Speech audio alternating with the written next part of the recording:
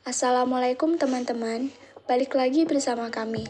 Materi pada episode kali ini akan membahas mengenai memahami lebih lanjut tentang saham. Yuk investasi part 2. Pada materi kali ini, kita akan membahas mengenai yang pertama, keunggulan jika kita berinvestasi saham. Kedua, jenis-jenis keuntungan berinvestasi saham. Ketiga, resiko berinvestasi saham. Keempat, siapapun bisa berinvestasi saham. Baik, langsung saja masuk ke pembahasan yang pertama, yaitu keunggulan jika kita berinvestasi saham. Keunggulan yang pertama, yaitu saham sangat mudah ditransaksikan. Alasannya, karena instrumen investasi sangat mudah diperjualbelikan dibandingkan dengan instrumen lain. Kedua, saham bersifat liquid dan transparan, di mana kita bisa melihat jelas berapa harga permintaan dan penawaran, serta jumlah lot yang ditawarkan maupun yang diminta. Ketiga, transaksi dapat dilakukan di mana saja. Dengan kata lain, investasi saham termasuk praktis bagi orang-orang yang sibuk. Keempat, modal investasi relatif kecil, di mana berinvestasi bisa dimulai dengan 10.000. Selanjutnya, kelima, hasil investasi relatif tinggi. Keenam, administrasi dan pajak tidak rumit, seperti pajak dividen yang sebesar 10% dari nilai dividen, 20% jika tidak memiliki NPWD, dan pajak penghasilan atas penjualan saham yang besarnya hanya 0,1%. Ketujuh, dapat dilakukan hingga tua dan diwariskan ke anak cucu. Berinvestasi merupakan aktivitas seumur hidup, sehingga bisa diwariskan ke anak cucu. Materi yang kedua yaitu jenis-jenis keuntungan berinvestasi saham.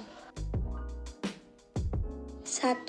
Capital gain didapat dari selisih harga beli dan harga jual saham, di mana harga jual lebih tinggi dari harga beli. Capital gain terbentuk dari aktivitas perdagangan di bursa efek. 2. Cash flow adalah keuntungan yang didapatkan secara berkala. Ketiga, dividen adalah pembagian keuntungan perusahaan yang dibagikan kepada pemegang saham. Dividen berasal dari keuntungan yang dihasilkan perusahaan.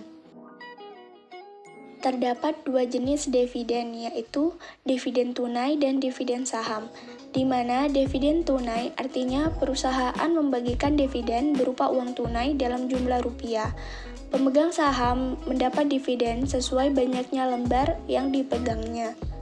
Kemudian, dividen saham berarti kepada setiap pemegang saham diberikan dividen berupa saham. Jumlah saham yang dimiliki investor akan bertambah dengan adanya pembagian dividen saham. Ada beberapa hal yang perlu diperhatikan dalam membaca informasi pembagian dividen. 1. Cum date, yaitu tanggal pencatatan akhir bagi investor yang ingin mendapatkan jatah dividen. Kedua, ex-date, sehari setelah cum date. Yang membeli saham saat ex-date sudah tidak berhak untuk mendapatkan dividen. 3. Recording date, yaitu tanggal di mana investor yang memegang saham yang dicatat untuk dibagikan hasil dividen. Keempat, payment date, yaitu tanggal pembayaran dividen. Pembahasan yang ketiga, yaitu resiko berinvestasi saham. 1. Capital loss adalah kerugian yang diperoleh dari selisih harga jual dan harga beli saham. Capital loss sendiri merupakan kebalikan dari capital gain, yaitu saat Anda menjual rugi saham Anda. 2. Tidak mendapat dividen. Perusahaan hanya akan membagi dividen bila menghasilkan laba. Dividen tentu tidak dapat dibagikan ketika rugi. Maka itu, potensi investor untuk mendapat dividen ditentukan oleh kinerja perusahaan tersebut.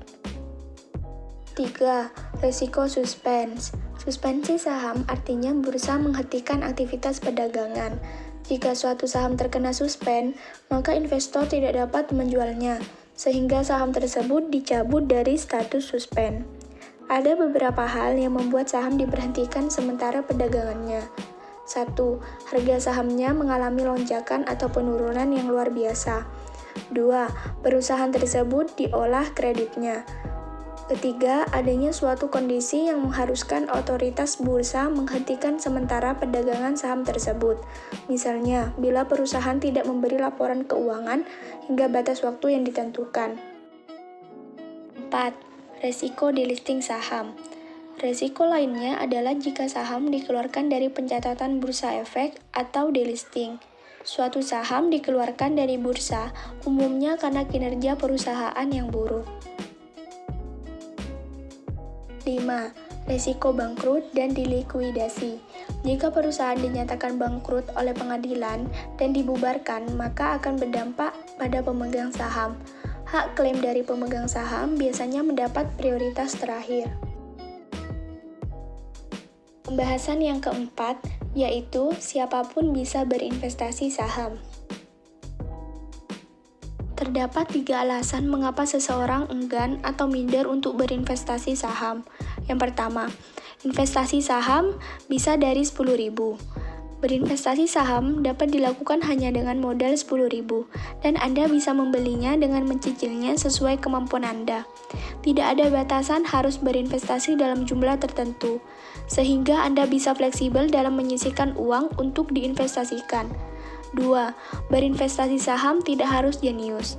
Siapapun bisa berinvestasi saham asalkan mau belajar, dan siapapun bisa berhasil di saham. Dan yang ketiga, berinvestasi saham sama dengan judi. Banyak orang di luar sana mengatakan hal seperti ini.